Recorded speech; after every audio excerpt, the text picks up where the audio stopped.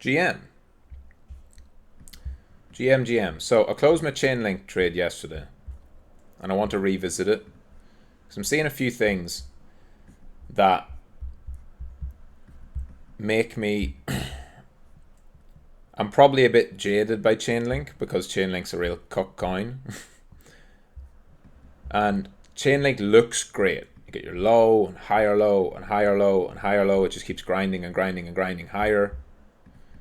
To me, it's getting more and more consensus every day that passes. Everyone's like, Chainlink, Chainlink, Chainlink. It's now like 6 days since Larry Fink was a Chainlink bull.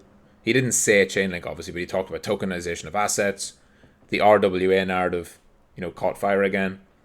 And everyone's been getting long link. I mean, it's going up. That's fine. Part of me doesn't fucking trust Link because I've seen this before where Link shows the trend weakness initially, right? It breaks its first trend. It then grinds back up and it either makes lower high or sweeps the highs and then falls off. It's quite common for Link to do this. This has been like the Chainlink way for quite a while. Where it trends up here, breaks its trend line into a dip, grinds up, and Link looks great. Higher low, higher low, higher low, higher low. Breaks out, everyone gets excited about Link, and then it just bleeds all the way back down. So Link has this history of being a real cuck coin. And I'm not sure if this time's going to be different. Same thing here. It breaks its initial trend, then it grinds up, higher low, higher low, higher low, higher low, higher low, higher low, higher low. Chainlink looks great, takes out the highs, boom, away it goes.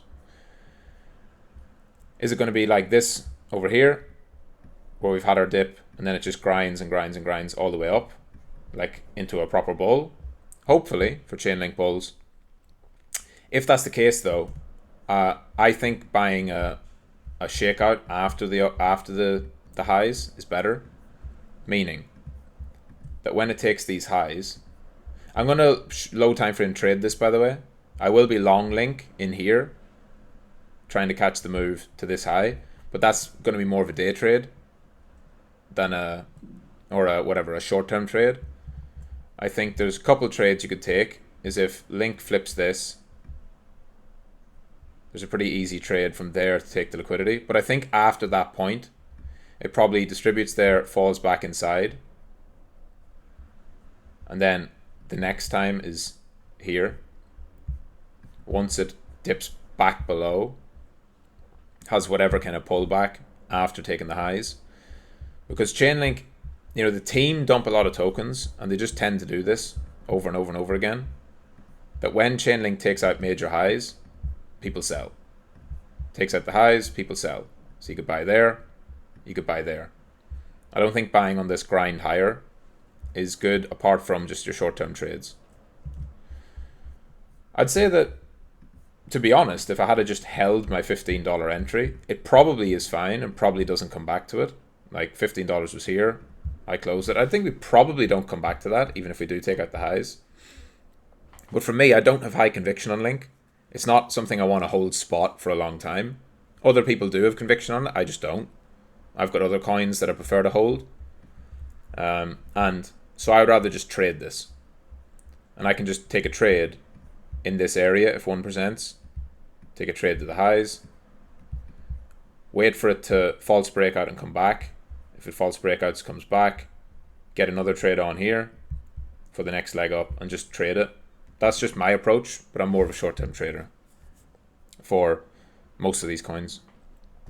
Blur as well. Blur is the other one I have on my radar. And I think Blur is going to do a false breakout. And I have orders set. I've got orders set at support for Blur. So I don't think Blur is going to do anything different to what I said. Talked about this with the blue belts. Talked about this on yesterday's trade of the day is where I drew this. That it's done a false breakout. You don't buy those.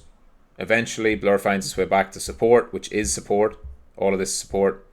And to me, the best trade to take is when Blur holds support, trade it from support, back up to resistance, to the highs or to the red line, And for me, that's the trade. If Blur then goes on and does all this, great. Happy for Blur Bulls. But I'm not a Blur Bull. I'm just trading it. So that's my approach with Link and Blur going forward. That's it. GM.